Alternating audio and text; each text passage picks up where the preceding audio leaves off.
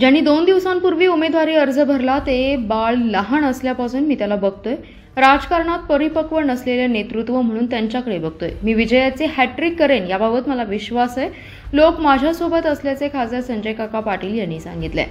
खासदार संजय काका पाटील यांनी सलग तिसऱ्यांदा उमेदवारी अर्ज दाखल केल्यानंतर महायुतीचा सांगलीत मेळावा संपन्न झाला. या मेळाव्यात संजय काका पाटलांनी शक्ती प्रदर्शन केले. यावेळी बोलताना संजय काका म्हणाले, ताकारी म्हैसाळ टेंभूसारख्या योजनेला मी मोठा निधी आणू शकलो. पाणी रस्ते यावर मोठे काम करता आलेलं आहे. ड्रायपोर्ट आणि MIDC उडान 2 योजनेतून विमानतळ यासाठी मी प्रयत्न करणार आहे. माझ्या वडिलांनी पहिल्यांदा फायरिंग करून एन्काउंटर केले.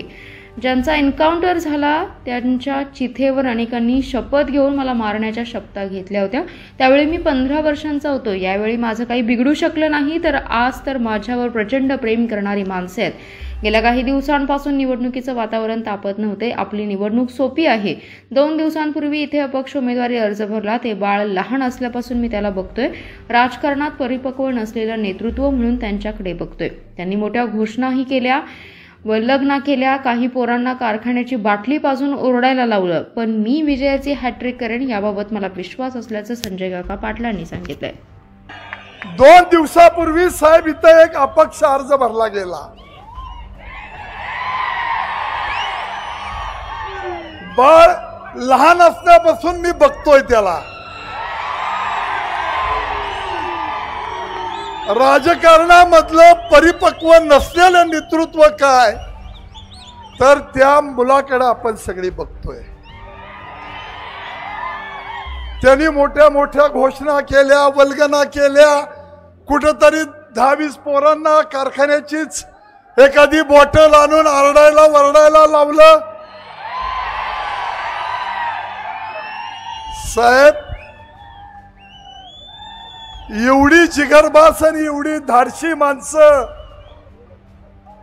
परमेश्वरानं माझ्या पाठीशी उभा केलेत. आयुष्यामधला कसलाही प्रसंग जीवाची बाजी लावून ही माणसं माझ्या बरोबर राहिलेली आहेत. माझ्या वडिलांनी महाराष्ट्रात पहिल्यांदा फायरिंग केलं, एन्काउंटर केलं. त्या डोंब्यांच्या